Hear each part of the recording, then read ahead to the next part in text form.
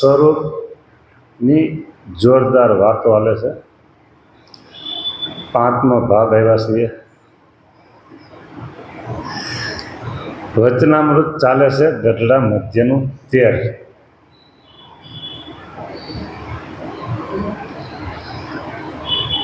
વાત કાલે કરી હતી અતિ જોરદાર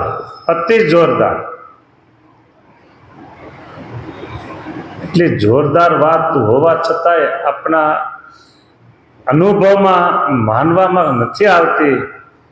એનું કારણ એક એ છે કે આપણે દેહ ભાવમાં છીએ. કાલે એ સમજણ કરી હતી કે આપણે એટલું તો માની લેવું જોઈએ,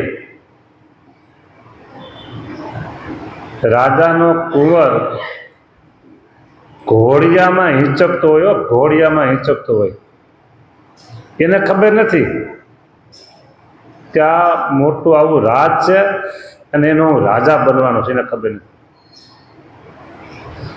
પણ એનો જન્મ થાય ને ત્યારથી લોકોને એમ થઈ ગયું, ઓહો રાજાના વારસદાર આવી ગયા, ભવિષ્યમાં હવે આ જ રાજા છે, ભવિષ્યમાં. પછી જેમ જેમ એ કુંવર મોટા થાય છે, ભાઈ હજી અણસમજણમાં હોય તો એ નાના રમકડા માટે રડશે, ખાવા પીવાની વસ્તુ માટે રડશે, કોઈ એવી વસ્તુ પદાર્થ દેખાઈ જાય તો એ મેળવવા માટે રડશે. એને ખબર નથી કે હું રાજધાનો કુંવર છું.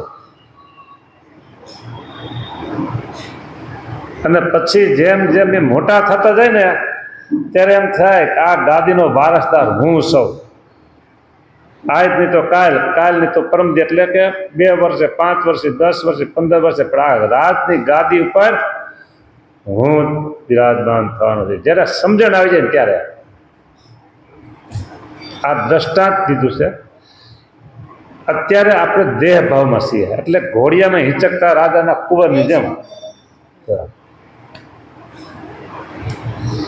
બરાબર, જેમ જેમ સત્સંગ કરતા જાય, સંતનો સમાગમ કરતા જાય, તેમ તેમ આપણી સમજણ બદલતી જાય. બરાબર, હું તો ભગવાનનો ભગત છું, એ સમજણ હજી પ્રથમ નંબરમાં આવે. એટલે પ્રથમ એટલે પ્રાથમિક નંબરમાં.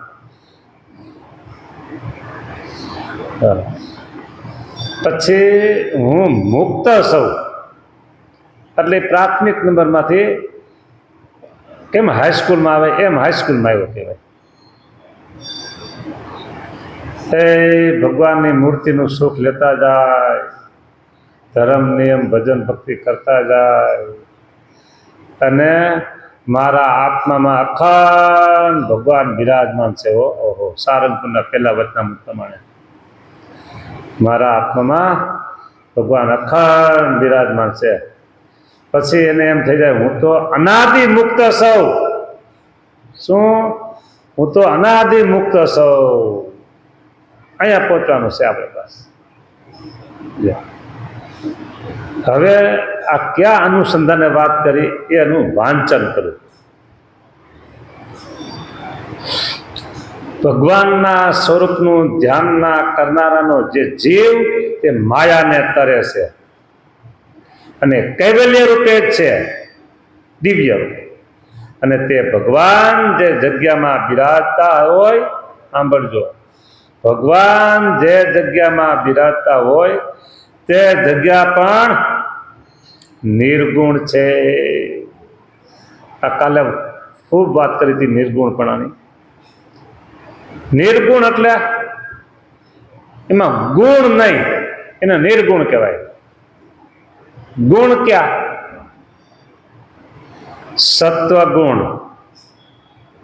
રજોગુણ અને તમોગુણ. આ ત્રણેય માયાના દીકરા છે. તમોગુણ એટલે ક્રોધાવેશમાં, રજોગુણ એટલે આ બ્યુટી પાર્લર કહો ને, એ બધું રજોગુણ. જો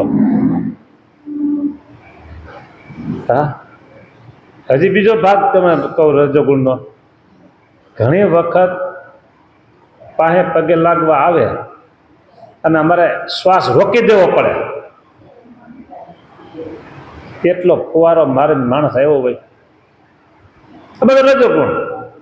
પહેરવામાં, કપડામાં, ખાવા પીવામાં, જે બધે તમે ઘરનું મૂકીને બહારનું ખાવા જાઓ એ રજોગુણ. સગા સંબંધીને ક્યાંક પ્રસંગે જાઓ એ વાત જુદી છે. રવિવારે હાલો બહાર જવું જ પડે, ફલાણી જગ્યાએ ફલાણી જગ્યાએ ફલાણી જગ્યાએ રેસ્ટોરન્ટમાં ફલાણી જગ્યાએ એટલે છે. હા, એ બધું રજોગુણ. હવે આપણો શબ્દ સારો આવ્યો પ્રેમવતીમાં. પછી બીજું કયું છે અહીંયા? શ્રીજી પ્રસાદમ. આ બસ એ બધું આપણે કહીએ હારા માઠો. આપણે શ્રીજી પ્રસાદમમાં બધો રજોગુણ. વઘાર્યું, ધૂંગાણું, આ બધું ખાવા પીવાનું, પહેરવેશમાં. પછી તામસ, ક્રોધાવેશ, એ બધો તમો ગુણ. અને સત્વગુણ. સત્વગુણ એવો છે કે આપણા હાથ હાકરની, લોખંડની હાકરથી બાંધે એને બદલે સોનાની હાકરથી બાંધે. આમ તો બંધારણ છે, સોનાની હાકર શું ખવાય છે કઈ? સત્વમ યદ બ્રહ્મ દર્શનમ, એટલો ગુણ એમાં વધારે છે. સત્વ ગુણમાં એક ગુણ એવો છે કે ભગવાનનું દર્શન કરાવે છે, એટલો એમાં વિશેષતા. પણ તેની માયાના દીકરા એટલે નિર્ગુણ. ભગવાન જ્યાં બિરાજમાન છે તે જગ્યા પણ નિર્ગુણ છે. અને ભગવાનના વસ્ત્ર, અલંકાર, વાહન, પરિચર્યાના કરનારા સેવક, વિચાર કરો, સેવક તથા ખાનપાન આદિ જે પદાર્થ ભગવાનના સંબંધને પામે છે તે સર્વે નિર્ગુણ છે. નિર્ગુણ છે, નિર્ગુણ છે. બોલો, આમાં આપણે આવ્યા કે ન આવ્યા? પરિચર્યાના કરનારા સેવકમાં આવ્યા કે ન આવ્યા? આપણે નિર્ગુણ છે ભગવાનના સંબંધથી. પણ હવે ઓલું દ્રષ્ટાંત રાજાના કુંવરનું. આપણે નિર્ગુણ છીએ, માયાથી પર, માયાના બંધનમાં નથી એ છીએ, પણ મનાતું નથી. શું કામ? કે રાજાનો કુંવર ઘોડિયામાં હિંચકે છે. આપણી પરિસ્થિતિ એવી છે. જેમ જેમ સંત સમાગમ કરતા જાય, રાજાનો કુંવર જેમ જેમ મોટો થતો જાય, સમજાવતી જાય, પછી કે આ ગાદીનો અધિકાર કે હું સૌ 5 વર્ષથી 10 વર્ષ મને મળવાની છે. એમ સંત સમાગમ કરતા કરતા કરતા કરતા કરતા પ્રથમના 51ના વર્તમાન પ્રમાણે આપણે છેલ્લા સ્ટેપમાં મારામાં અખંડ પુરુષોત્તમ નારાયણ બિરાજમાન છે. અને કૃપા કરીને એ ભગવાને મને પોતાના સ્વરૂપમાં લઈ લીધું. મારા ચૈતન્યને સાકાર કરી દીધો. મારા ચૈતન્યને કૃપા કરી ભગવાને સાકાર કરી દીધો. નિરાકાર ચૈતન્ય છે આપણો, એને સાકાર કરી દીધો અને મૂર્તિમાં લઈ લીધો. પછી હાલે મહારાજ, જુએ મહારાજ, બોલે મહારાજ, સર્વ કરતા મહારાજ થઈ ગયા. આ છેલ્લો સ્ટેપ જો. એટલે ભગવાનના સંબંધે કરી નિર્ગુણ થાય છે. અને સમજો જો તેને એવી રીતે જેને ભગવાનનું સ્વરૂપ જાણ્યું, આવી રીતે ભગવાનનું સ્વરૂપ જાણ્યું, તેને અમારી પેઠે જ, ભગવાન કહે છે અમારી પેઠે જ પંચ વિષયમાં ક્યાંય પ્રીતિ રહેતી નથી. એટલું નહીં, એ સ્વતંત્ર થાય છે. બોલો, પછી એની ઉપર કાળ માયા કોઈનો હુકમ ચાલતો નથી. એક સમજવા માટે દ્રષ્ટાંત દો. ઘરમાં તમારા બૈરાઓ માથા ભારે હોય અને કોઈનું ન માનતા હોય તો એમ કે સ્વતંત્ર છે. અને જો પતિની આજ્ઞામાં રહેતા હોય તો એ સ્વતંત્ર ન કહેવાય. બરાબર? એમ આ ભગવાનનો ભક્ત સ્વતંત્ર થાય છે. એની માથે એક ભગવાન સિવાય બીજા કોઈનો હુકમ રહેતો નથી. નહીં કાળનો, નહીં કર્મનો, નહીં માયાનો, કોઈનો. સ્વતંત્ર થાય છે. સ્વામિનારાયણ ભગવાન બોલ્યા હતા. બોલો, પંચ વિષયમાં કઈ પ્રીતિ રહેતી નથી. બોલો, છોકરા કે દાદા આજ તો આપણે હાલો શ્રીજી પ્રસાદમાં જવું છે. સારું, તમે જાઓ, મને આ કે રોટલો ખીચડી કરી દેજો ને હું ખાઈ લઈશ. હા, તો સમજવું તમને પંચ વિષયમાં પ્રીતિ નથી. સરસ મજાનું જોવાનું, ફરવાનું, હરવાનું હોય. દાદા હાલો, છોકરા કે દાદા જો આંગળી પકડીને હાલતા થઈ જાય તો સમજો જે 25 પ્રીતિ ટળી નથી. સારું, તમે જાઓ ને, અહીંયા 2 રોટલી કરતા જાજો, હા, અને શાકના 2 ફોડો રાંધતા જાજો, હું ખાઈ પી લઈશ, મારી હાથે ભગવાન ધરાવે. તમે જાઓ મને નહીં હેઠ, મને હેઠ નહીં આવે. તો સમજો 25માંથી પ્રીતિ ટળી ગઈ છે. છોકરા આ તો ટાઢોળું છે હો, હા ટાઢોળું છે જો, હા હા, તો શું કરશું? ભગવાનના થાળમાં બનાવો કાંઈક, સમજી ગયા તમે? તો હજી આસક્તિ ટળી નથી હો. હા, ક્યાંય એને હેત પ્રીત થાય ને, જે આવ્યો એ બસ ભગવાનની ઈચ્છાથી કરવાનું, ફરવાનું, ખાવાનું, પીવાનું, જોવાનું, સાંભળવાનું, બધું ભગવાનની ઈચ્છાથી બસ મળ્યું તો એ સ્વતંત્ર થાય છે. આવી રીતે 25 આસક્તિ રહેતી નથી. જો આ ભગવાનના સંબંધે કઈ આટલું થાય છે અને ભગવાનના સ્વરૂપે જાણવાથી.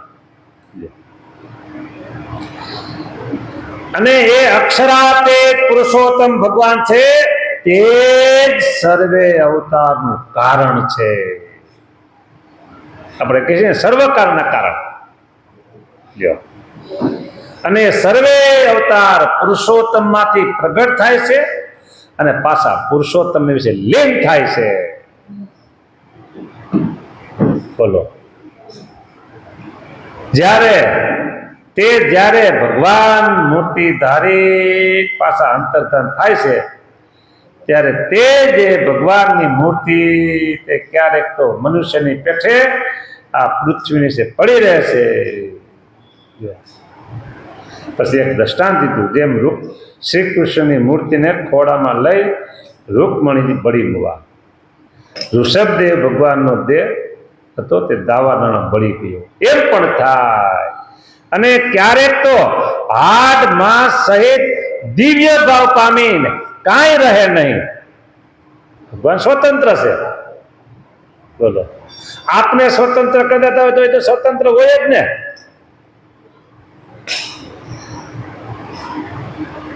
કાંઈ રહે નહીં, અંતર્ધાન થઈ જાય. અને જ્યારે પ્રગટ થાય ત્યારે પણ ક્યારેક તો સ્ત્રી થકી જન્મ ધરે છે અને ક્યારેક તો પોતાની ઈચ્છામાં આવે ત્યાં થકી પ્રગટ થઈ આવે છે. એમ એ ભગવાનના જન્મ ને દેહ મૂકવાની રીતિ તો અલૌકિક છે. જન્મ કર્મ ચમે દિવ્યમ યો વ્યક્તિ એકવાર પુનર્ભવાય. ભગવાનના જન્મ ને દેહ મૂક્યાની રીતિ તો અલૌકિક છે. બોલો, જગતના જીવ, માયાના જીવ, સંસારી જીવ એનાથી ભાવ ભિન્ન જુદી છે. દેહ ધરવો કેમ ખબર ન પડે, દેહ મૂકવો કેમ ખબર ન પડે. અને જ્યારે એવું ભગવાનનું સ્વરૂપ છે તેને દ્રઢ કરીને સમજશો ત્યારે તમને કોઈ પ્રકારનું વિઘ્ન કલ્યાણના માર્ગને વિશે નહીં થાય. આશીર્વાદ મળી ગયા. બોલો,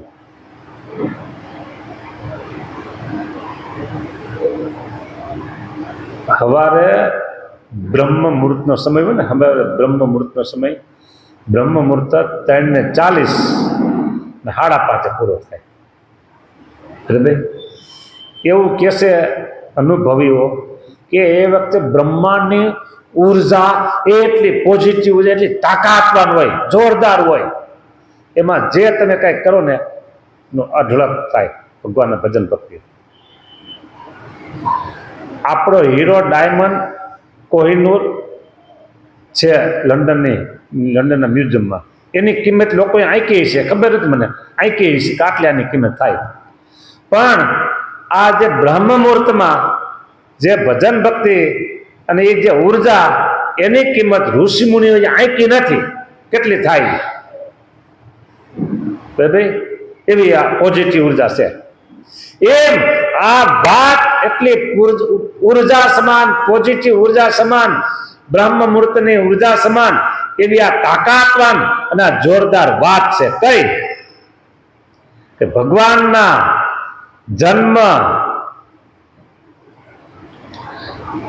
અને દેહ મૃત્યુની રીતિ તો અલૌકિક છે, અને જ્યારે એવું ભગવાનનું સ્વરૂપ છે તેને દ્રઢ કરીને સમજશો ત્યારે તમને કોઈ પ્રકારનું વિઘ્ન કલ્યાણ માર્ગ વિશે નહીં થાય. આ જોરદાર વાત. આની કિંમત કેટલી થાય? કિંમત ન આપી શકાય એટલી કિંમત થાય એવી આ વાત છે.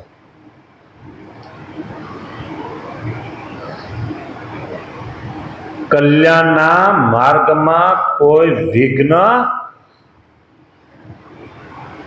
કલ્યાણના માર્ગને વિશે વિઘ્ન નહીં થાય. ના પાડી, ચોખ્ખી ચોખ્ખી વાત, ગોળ ગોળ વાત નહીં. સંસારી લોકો, ભક્તો કોઈ પણ કંઈક વાત તો કરતા હોય એમ નહીં. તમે છે ને ગોળ ગોળ વાત કરો, ચોખ્ખી વાત કરો. બરાબર? તો અહીંયા એવી ચોખ્ખી વાત કરી. હા, આવું સ્વરૂપ ભગવાનનું સમજ્યા, તેને દ્રઢ કરીને સમજશો, દ્રઢ કરીને મજબૂત હાજર બમ એવું સમજશો, ત્યારે તમને કોઈ પ્રકારનું વિઘ્ન કલ્યાણ માર્ગ વિશે નહીં થાય. સહી સલામત